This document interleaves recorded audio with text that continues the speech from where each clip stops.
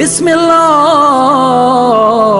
الرحمن الرحیم اللہم صل علی محمد وآل محمد۔ بسم اللہ الرحمن الرحیم، اللہم صل علی محمد وآل محمد۔ مومنین اکرام، جس طرح آپ کو معلوم ہے کہ غسل کی بحث چل رہی ہے، آج ہم غسل نفاس کے بارے میں بتائیں گے۔ نفاس وہ خون ہے جو بچے کی ولادت کے ساتھ جاری ہوتا ہے۔ خاتون جو ہی بچہ پیدا کرتی ہے، جو ہی بچہ شکم مادر سے باہر آتا ہے، خون شروع ہو جاتا ہے، وہ نفاس شمار ہوگا۔ اگر وہ خون بچے کی ولادت کے بعد بھی مثلا گھنٹے بعد 2 بعد شروع ہو جائے تو پھر بھی وہ نفاس شمار ہوگا۔ ولادت سے پہلے والا خون نفاس نہیں، استحاضہ شمار ہوگا۔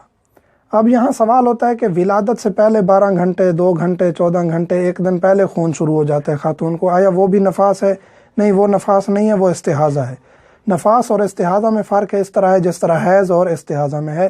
حیض یا نفاس یہ طہارت کو توڑ دیتے ہیں، آپ پر غسل جو ہے نا اس کے ختم ہونے پر واجب ہو جاتا ہے، اس دوران آپ قرآن مجید کو نہیں چھو سکتے، نماز آپ نہیں پڑھ سکتے، روزہ نہیں رکھ سکتے، یہ نفاس ہے۔ استحاضہ میں آپ پر جو ہے نا، استحاضہ میں آپ پر نماز بھی واجب ہے اور روزہ بھی واجب ہے۔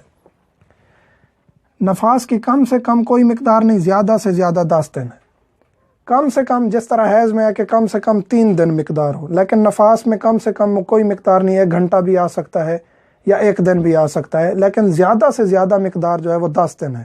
ہمارے ہاں ٹرینڈ بن چکا ہے کہ 40 دن تک خاتون کو ناپاک رکھا جاتا ہے، یہ غلط ہے۔ آنے والے بچے پر بھی غلط اثرات پڑتے ہیں، برے اثرات پڑتے ہیں جب 40 دن تک خاتون ناپاک رہتی ہے، حالانکہ شریعت میں 10 دن سے زیادہ اس کی ناپاکی نہیں ہے۔ 10 دن زیادہ سے زیادہ لمٹ ہے خون نفاس کی۔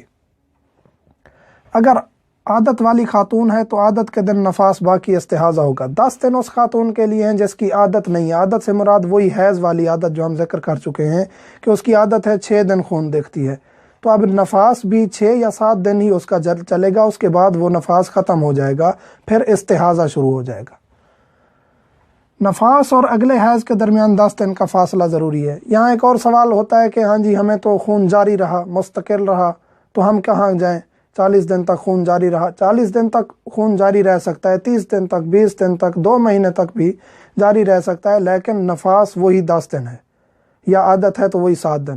اس کے بعد 10 دن کے گیپ اگر آ جائے پھر اگلا خون جو ہے وہ حیض شمار ہوگا۔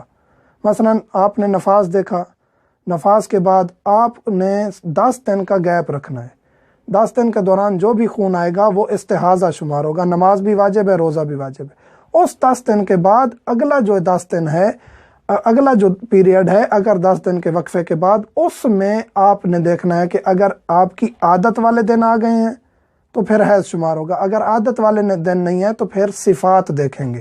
اگر صفات ہیں، مثلا حیض والی خون گرم ہے، سرخ ہے یا سیاہ رنگ کا ہے اور گرمی کے ساتھ نکلا ہے، تو پھر آپ حیض کے صفات پر جائیں گی اور نفاس کے اور حیض کے اعمال انجام دیں گی۔ نفاس گزر چکا ہے، یہ جو اگلے 10 دن ہیں، 10 دن کے گیپ کے بعد یہ نفاس ہوگا۔ 10 دن کے درمیان خون آتا اور رکتا رہے تو کیا ہوگا؟ 10 دن مثلا 10 دن ہے جس کی عادت نہیں ہے، یا جو 7 دن ہم نے ذکر کی ہیں، یہ جو 10 دن ہیں نفاس کے، اس دوران خون آتا رہے رکتا رہے، تو اب عورت کیا کرے؟ اگر 2 دن خون آیا ہے، 4 دن 3 دن نہیں آیا، تو اب یہ جو درمیانی ٹائم ہے، کیونکہ خاتون پر نماز ساقط ہو جاتی ہے، روزے کی قضا ہوتی ہے، تو یہاں احتیاط کرے گی۔ احتیاط یہ ہے کہ ان جو پاکیزگی کے 2-3 دن آئے ہیں، ان کی وہ قضا کرے گی، نمازوں کی بھی اور روزے کی بھی۔ باقی دنوں کی اس نے نمازوں کی قضا نہیں کرنی، لیکن یہ جو پاکیزگی کے 2-3 دن آ گئے ہیں، ان کی بھی قضا واجب ہو جائے گی۔ اگر نفاس کے بعد 10 دن گزرتے ہی اور خون آ جائے یا مستمر رہے تو 10 دن بعد والا اگر عادت کے دن ہے تو حیض، نہیں تو صفات دیکھے گی۔ یہ ہم ذکر کر چکے ہیں کہ نفاس کے بعد 10 دن کا جو گیپ آیا ہے، اس کے بعد اگر عادت ہے تو ٹھیک ہے، اگر عادت نہیں ہے تو پھر صفات دیکھے گی، یہ ہم ذکر کر چکے ہیں۔ نفاس والی عورت بھی حیض اور جنابت کی طرح ہے، مسجد میں بھی نہیں داخل ہو سکتی، قرآن کو نہیں چھو سکتی، مسجد میں ٹھہر نہیں سکتی، داخل ہو سکتی ہے، گزر سکتی ہے، کراس کر سکتی ہے، ایک دروازے سے دوسرے دروازے کی طرف نکل سکتی ہے، لیکن ٹھہر نہیں سکتی، کوئی چیز رکھ نہیں سکتی، اٹھا نہیں سکتی۔